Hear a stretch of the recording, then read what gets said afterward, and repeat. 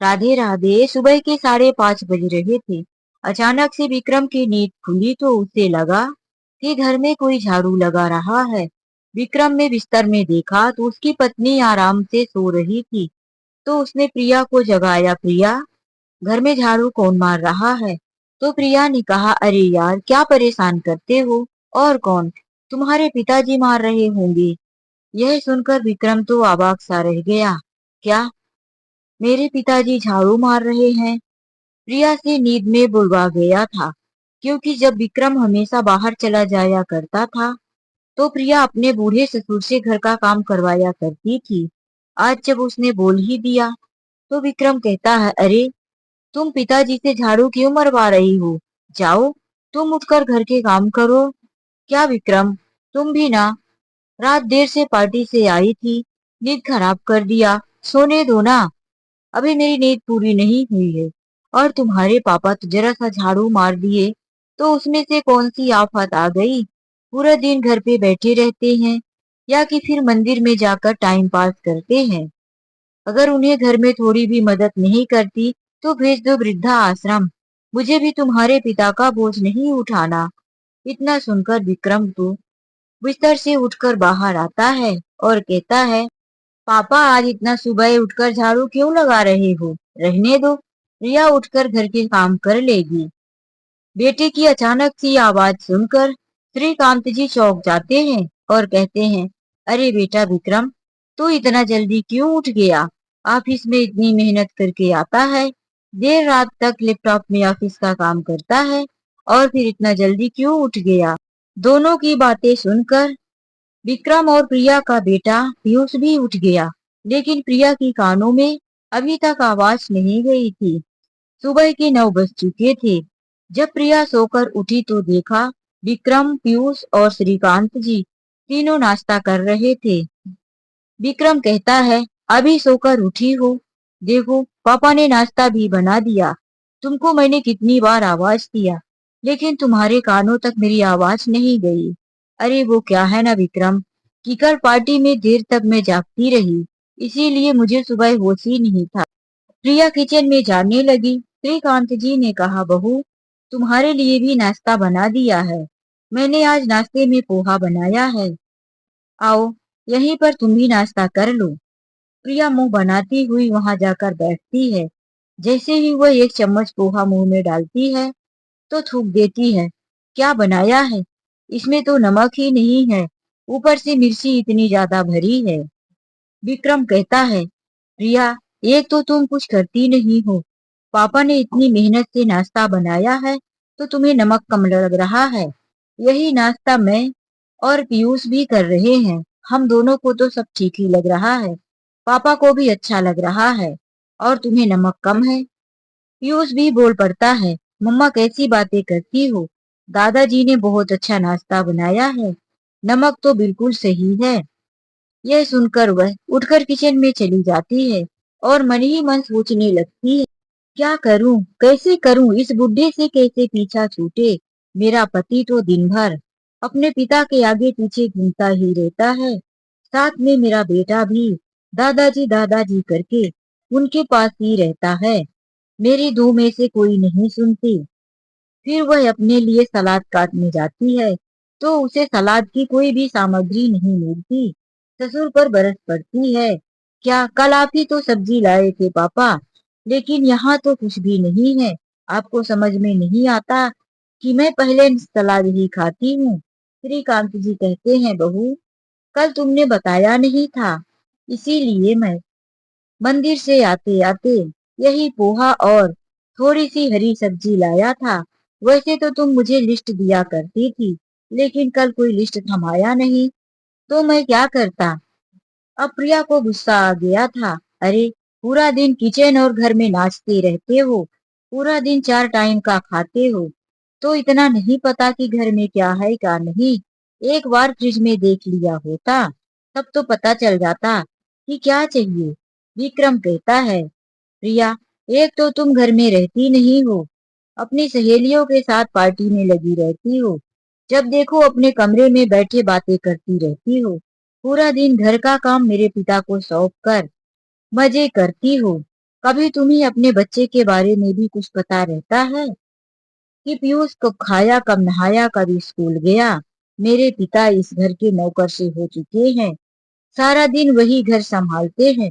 एक समय था कि जब मेरी माँ जिंदा थी तो मेरे पापा कभी किचन में भी नहीं जाते थे। आज देखो, मेरे पापा सुबह झाड़ू से लेकर रात के बर्तन तक का काम करते हैं और तुम ऊपर से उन्हें दबाती रहती हो। प्रिया का आज गुस्सा सर से ऊपर बढ़ गया था। उसने मन में सोच लिया था, अब तो मैं जल्द ही इस बुढ़े को घर से निकाल कर रहूंगी। उसने मन ही मन प्लानिंग बनाना शुरू कर दिया था। कमरे में श्रीकांत जी, उनका पोता पीयूष, दोनों बैठे आपस में बातें कर रहे थे। पीयूष का जन्मदिन जो आने वाला था, तो अपने दादाजी से कह रहा था, दादाजी इस बार आप मेरे जन्मदिन पर क्या पहनोगे? और देखो दादाजी, मैंने पापा से पहले ही कह दिया है कि दादाजी के लिए नए कपड़े ला देना, वरना पिछले बार का याद है? जब पीयूष ने इतना कहा तो श्रीकांत जी पिछले जन्मदिन पर खो गए। जब श्रीकांत जी के पास एक नया कपड़ा नहीं था, उनके पास पुरानी और फटी हुई धोती, पुराना कुर्ता जो पीठ में फटा हुआ था, कॉलर से भी फट गया था, हाथ में जगह जगह दाग और छेद हो रहे थे। अच्छा, वह कपड़ा पहनकर कैसे वह पीयूष के बर्थडे में उनके दोस्तों के सामने आते? पीयूष ने कहा, दादाजी कुछ नया सा पहन लो ना, मेरे दोस्तों के सामने यह पुराना कपड़ा पहनोगे, मेरा नाम खराब होगा। बेटा, यही सबसे अच्छा कपड़ा है, मैंने पहन लिया है। नहीं, नहीं दादाजी, आप कुछ और पहन लो ना। आखिर श्रीकांत जी क्या करते, क्या पहनते? उन्होंने अपने बेटे विक्रम से कहा भी, विक्रम मेरे लिए एक धोती और कुर्ता लेकर आता, मैं अभी पोते के बर्थडे में क्या पहनूं? तो विक्रम ने कहा, पापा मैंने तो प्रिया को पैसे दिए थे आपके लिए भी नए कपड़े लाने को, लेकिन प्रिया नहीं लाई। अब घर में मेहमान भी आ चुके हैं, बाहर जाने का समय नहीं है, केक निकाल कर रख दिया गया है। अब देखो, केक काटने का समय है, ऐसा करो कि आप मेरा कोई कपड़ा पहन लो। वह अपने कपड़े निकाल कर देने लगा।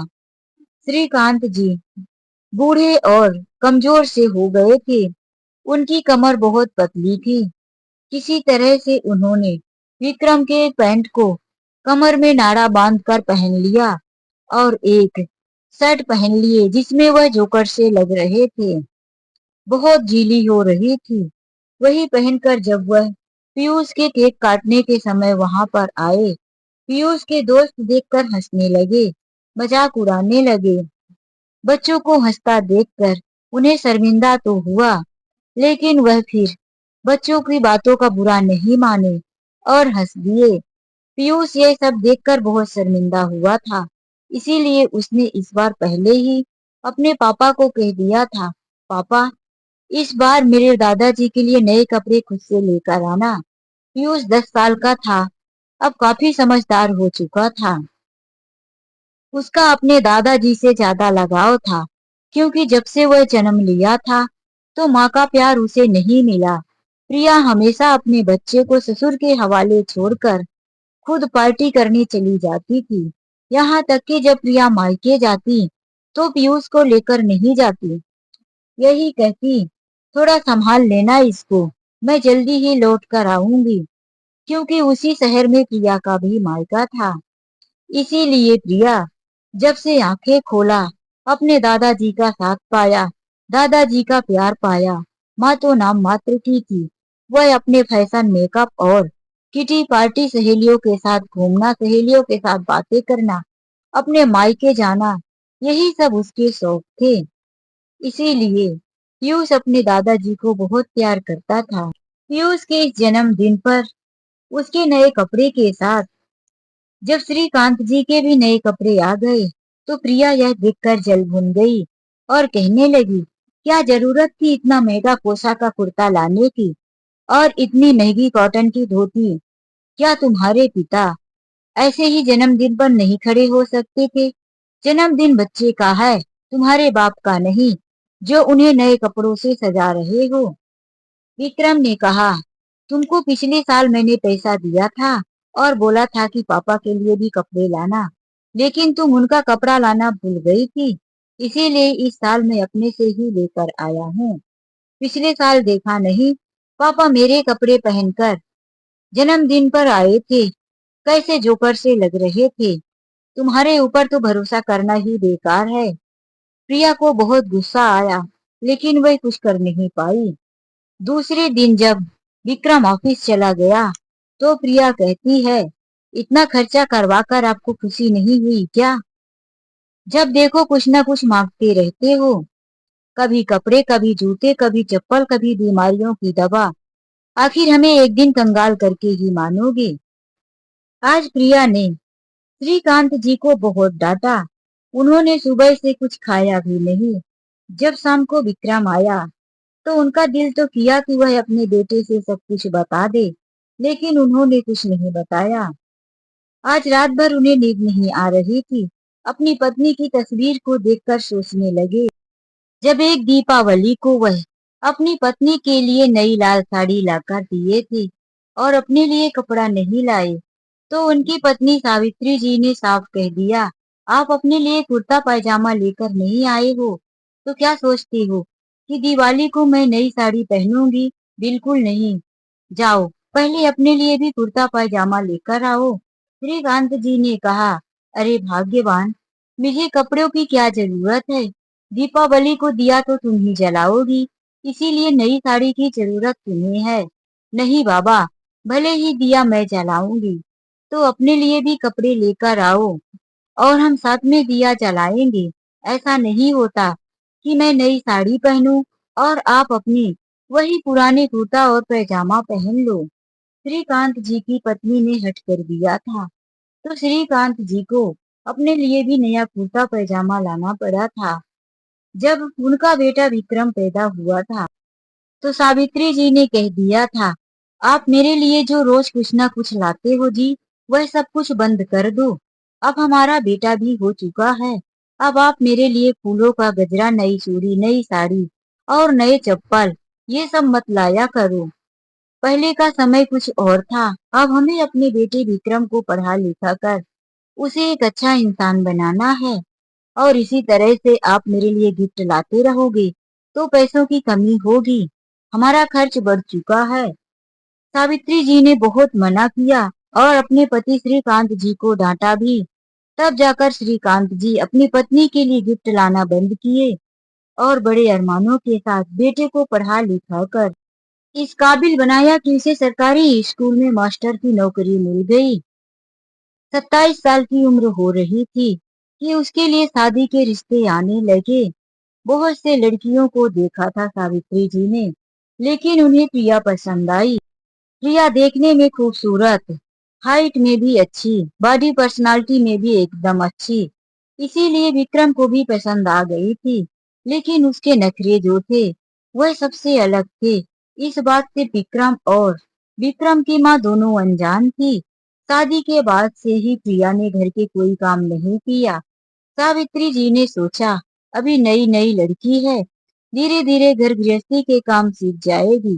काम ही कितना है, पहले भी मैं ही घर के काम करती थी और अब खुद ही कर लूंगी। बहू के आने के बाद भी सावित्री जी घर के काम खुद ही किया करती थी। विक्रम और प्रिया की शादी को 8 महीने तक हुए थे। अचानक से एक दिन सावित्री जी के सीने में दर्द उठा।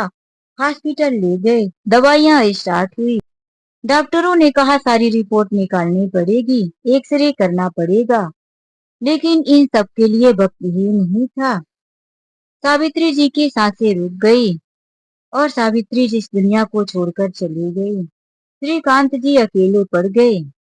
पत्नी के जाने के बाद उनको तो यह संसार बिल्कुल अच्छा नहीं लगता, लेकिन क्या करे, जीना तो पड़ता है।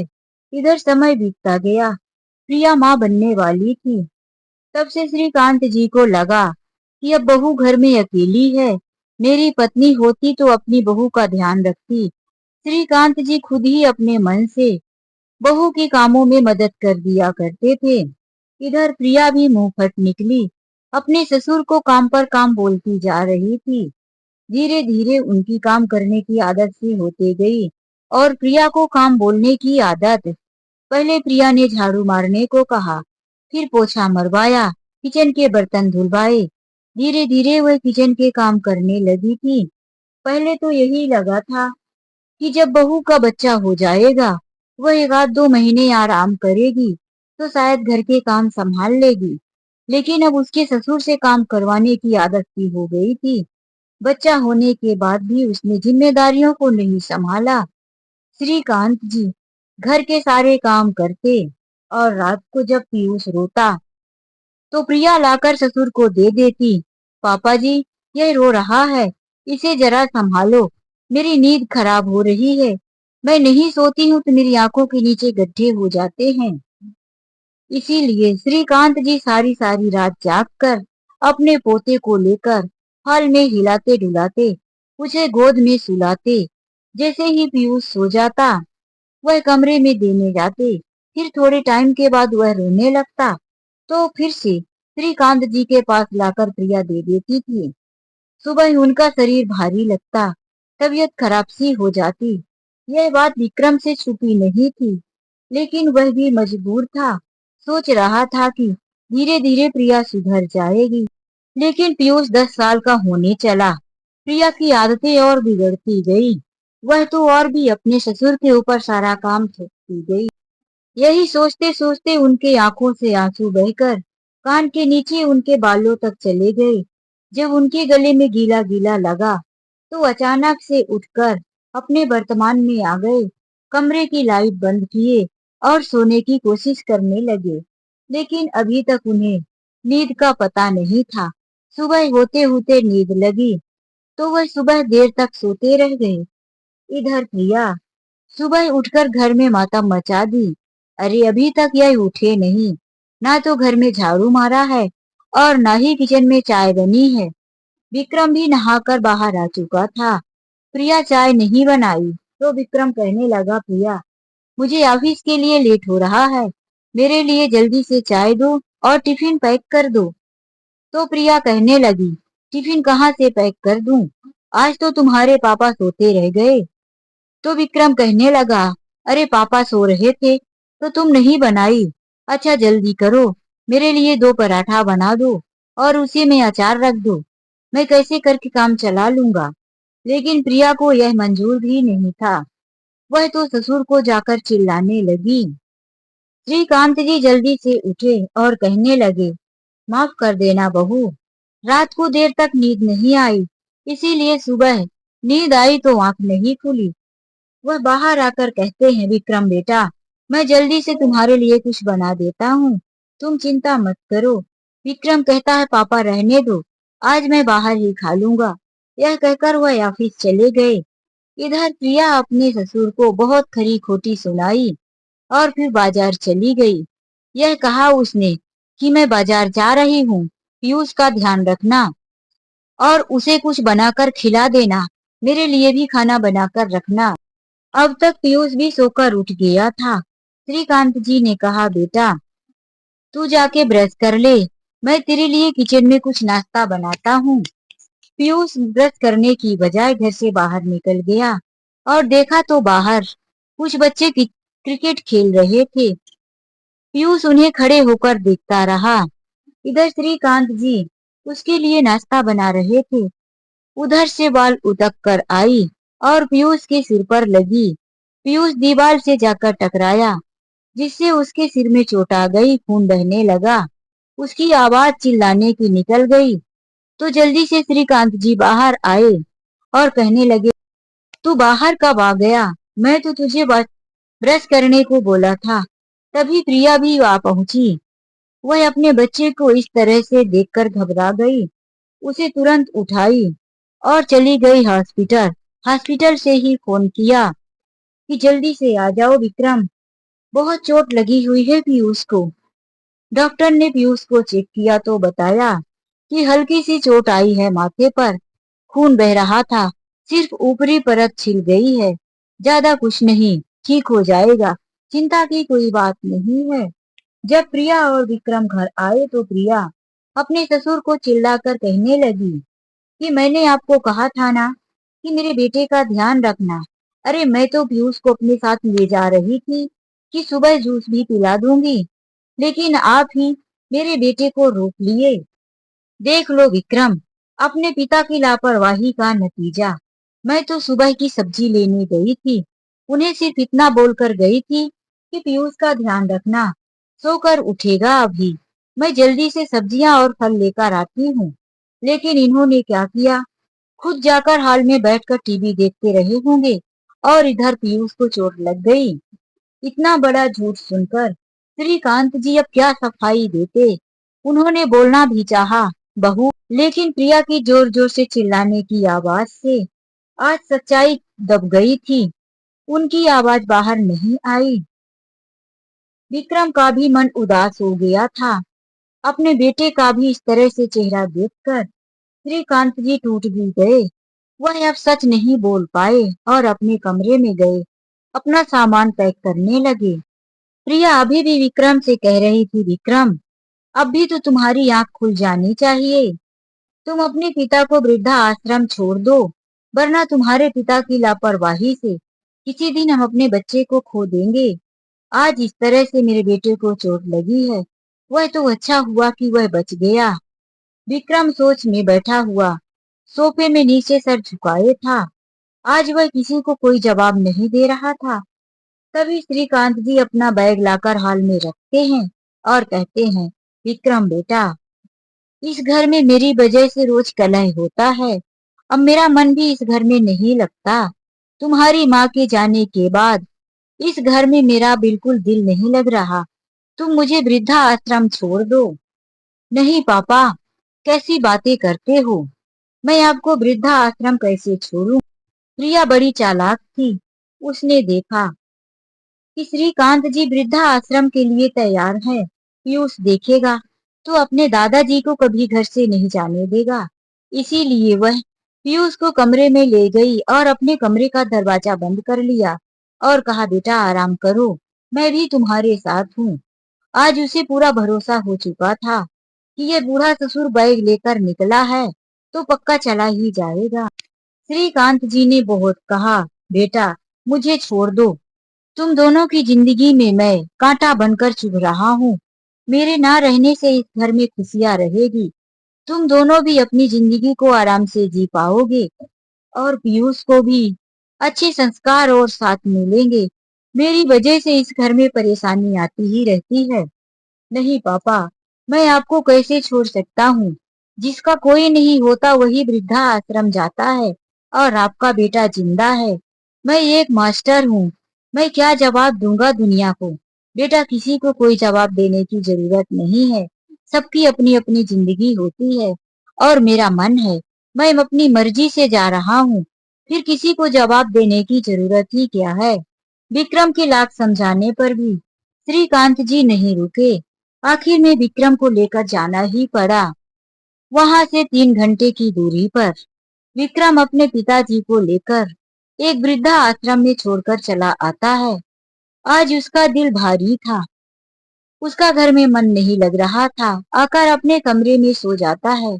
इधर दवाइयां खाने के बाद जब पीयूष को आराम होता है, दर्द कम हो जाता है, तो बाहर निकलकर वह पूछने लगता है, मम्मी, दादाजी कहाँ है?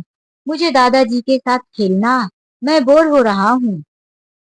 तो प्रिया कुछ नहीं बोलती। वह फिर अपने पापा के कमरे में जाकर कहता है, पापा, दादाजी कहाँ है? मुझे दादाजी के साथ खेलना है, उनसे बातें करना है। विक्रम कहता है, बेटा, तुम्हारे दादाजी की तबीयत ठीक नहीं है। उन्हें खांसी आ रही थी, बुखार आ रही थी। कुछ दिन तक वो हॉस्पिटल में रहकर डॉक्टरों से दवाइयां ले गई तो उन्हें आराम हो जाएगा। फिर मैं उन्हें घर ले आऊंगा। ठीक है, जल्दी से दादाजी को घर लाना। यह कहकर पीयूष कमरे से बाहर आ गया और अपने वीडियो गेम के साथ खेलने लगा। अब प्रिया बहुत खुश रहने लगी थी। उसने घर के झाड़ू पोछा और बर्तन के लिए एक बाई लगा दिया था। किचन में कभी खाना बनाती थी, कभी बाहर से ऑर्डर कर देती थी। कहती, पीयूष को ये पसंद था, इसीलिए मैंने ऑर्डर किया। बेटे के नाम पर बाहर से खाना मंगा लिया करती थी। विक्रम का मन नहीं लग रहा था। वह डरा सहमा सा रहने लगा था। स्कूल में भी वह बच्चों को पढ़ाते पढ़ाते अचानक से सहम जाता। उसे अपने पिता की याद आती थी कि एक दिन मेरे पिता ने भी मुझे ऐसे ही पढ़ा लिखा कर इस मुकाम तक पहुंचाया था। वह आते जाते बाहर निकलते हुए भी अपना मुंह छुपाकर निकलता कि कोई मुझसे पूछ ना दे कि तुम्हारे पिताजी कहाँ हैं। किसी को पता तो नहीं चल गया कि एक मास्टर अपने पिताजी को वृद्धा आश्रम में छोड़ आया। यही चिंता और शर्मिंदगी, अपने पिता का दुख उसे खाए जा रहा था कि एक दिन प्रिंसिपल सर ने उसे बुलाकर कहा कि तुम्हारा दूसरे शहर को ट्रांसफर हो गया है। उसका दिल तो नहीं कर रहा था, लेकिन अपना फर्ज निभाने के लिए वह चला जाता है। पिताजी को गए हुए साल बीत चुके थे। एक दिन अचानक से विक्रम का फोन बजता है। हेलो, क्या आप विक्रम सर बोल रहे हैं? हाँ हाँ, बोलिए। मैं वृद्धा आश्रम से बोल रहा हूँ। श्रीकांत जी का निधन हो गया है। यह सुनकर विक्रम के पैरों तले जमीन सरक गई। ऐसा कैसे हो सकता है? मेरे पापा तो अभी स्वस्थ और तंदुरुस्त थे, फिर उनकी मौत कैसे? तभी फोन पर आवाज आती है, हेलो, आप सुन रहे हैं मेरी बात की नहीं?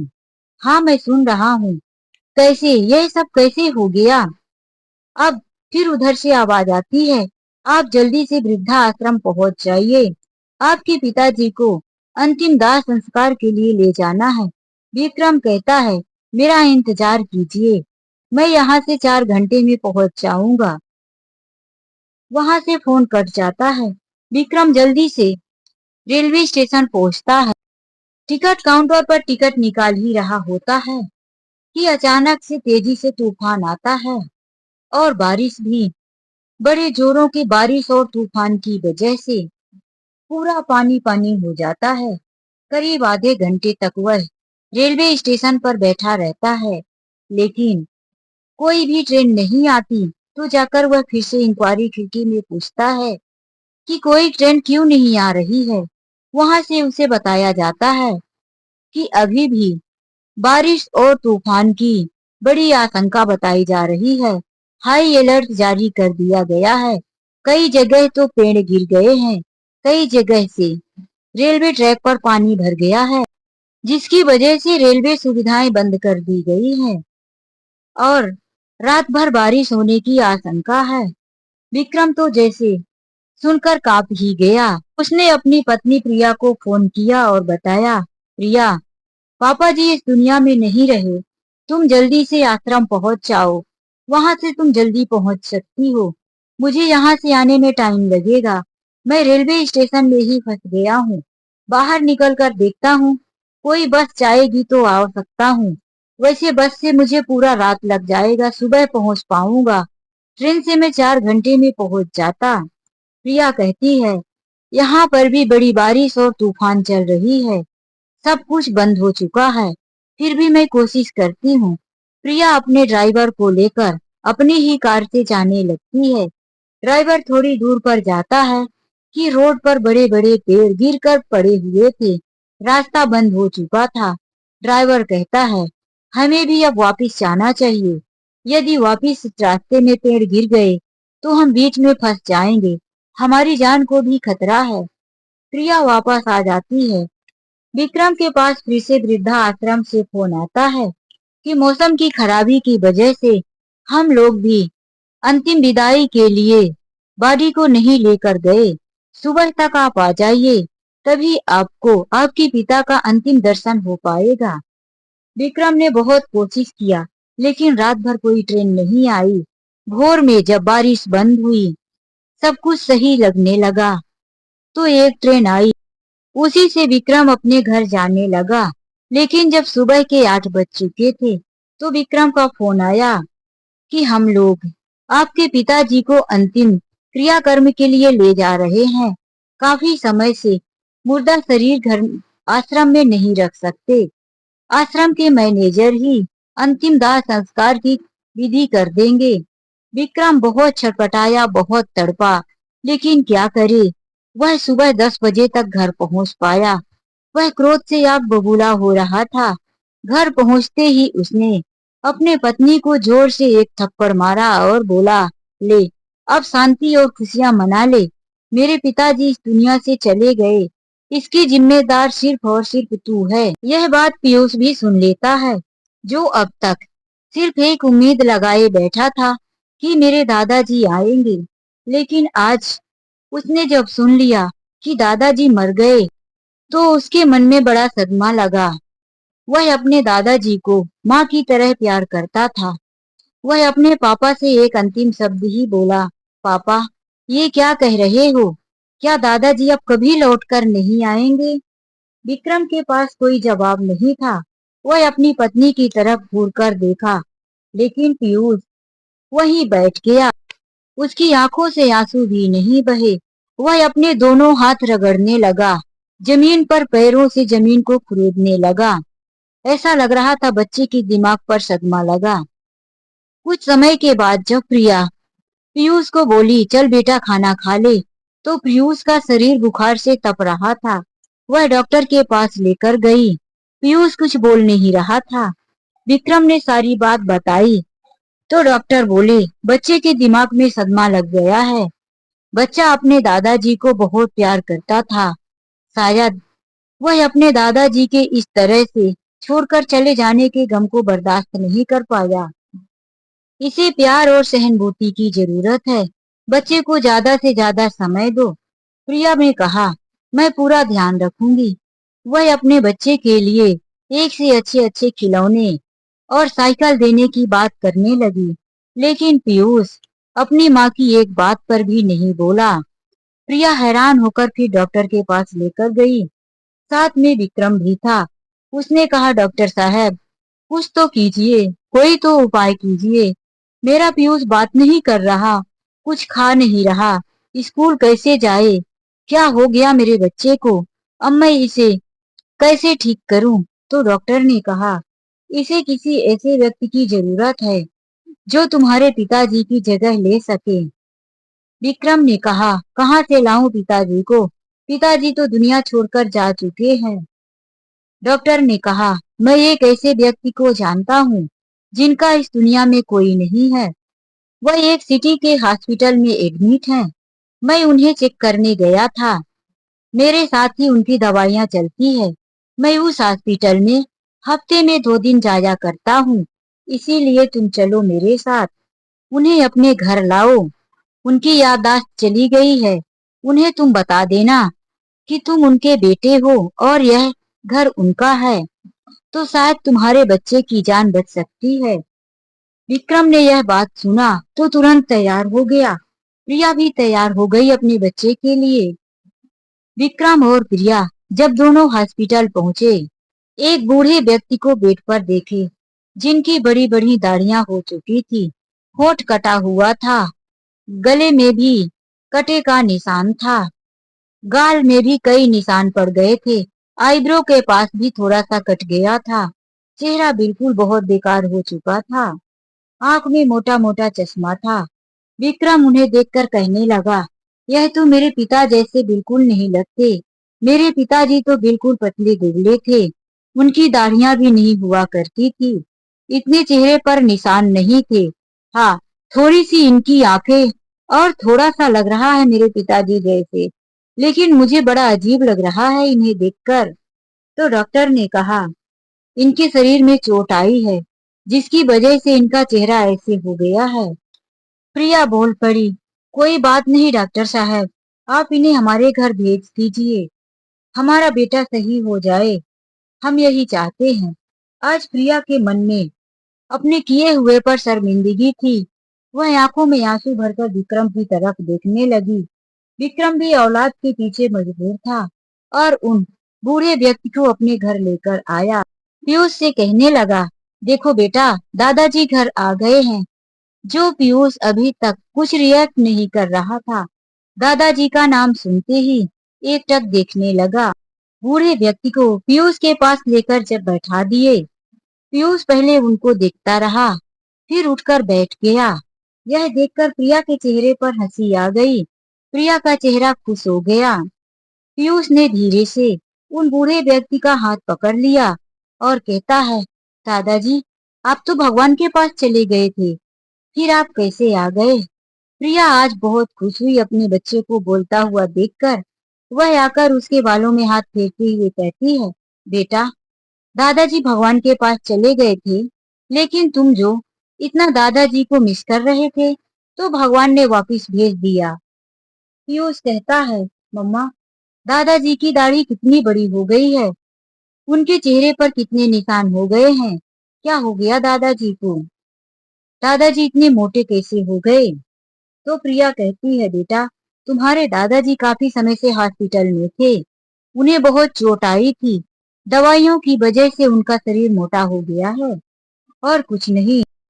पीयूष दोनों हाथ पकड़कर कहता है, दादाजी भूख लगी है, कुछ खाओगे? तो वह बूढ़े व्यक्ति हाँ में सिर हिला देते हैं। पीयूष कहता है, जलेबी खाते हैं दोनों। फिर प्रिया जल्दी से दोनों के लिए जलेबी मंगा कर देती है। पीयूष और वह बूढ़े व्यक्ति दोनों साथ में खाए। पीयूष उनको पाकर अब खुश हो गया था। प्रिया और विक्रम अब दोनों भी थोड़ा नॉर्मल हो गए थे। अब जाकर उन्हें मन में शांति मिली थी। अब प्रिया उस बूढ़े व्यक्ति का बहुत ध्यान रखती थी। विक्रम मन में सोचता था, काश मेरे पिताजी का मेरी पत्नी इतना ध्यान रखी होती, तो आज मेरे पापा मेरे साथ होते। उसके दिल में अपने पिताजी की जाने की आत्मग्लानि भरी पड़ी थी, लेकिन अब बेटा खुश हो गया था। एक बूढ़े व्यक्ति को सहारा मिल गया था, इसीलिए वह भी अपने मन को समझाने की कोशिश कर रहा था। एक दिन विक्रम ऑफिस गया हुआ था और प्रिया अपने कमरे में सो रही थी। पीयूष और बूढ़े व्यक्ति दोनों हॉल में बैठे थे कि अचानक से बारिश होने लगी। बाहर कपड़े सूख रहे थे, तो उन बूढ़े व्यक्ति को याद आया कि मेरा कपड़ा गीला हो जाएगा। वह जल्दी से निकलकर बाहर जाने लगे। फर्श पर पानी गिरा हुआ था, जिसकी वजह से उनका एक पैर फिसलकर आगे बढ़ गया और वह संभालते संभालते दीवार से जाकर टकरा गए। उनके सिर पर चोट लग गई, वह वहीं बेहोश होकर गिर गए। पीयूष जोर से चिल्लाया, दादाजी। उनके पीयूष के चिल्लाने की आवाज सुनकर प्रिया बाहर आती है और उन बूढ़े व्यक्ति को गिरा और बेहोशी की हालत में देखकर विक्रम को फोन कर देती है। विक्रम तुरंत उन बूढ़े व्यक्ति को हॉस्पिटल लेकर जाता है। साथ में प्रिया और पीयूष भी आ जाते हैं। जब हॉस्पिटल में उन बूढ़े व्यक्ति के सिर की मलहम पट्टी करते हैं, उन्हें बेड पर लिटा देते हैं।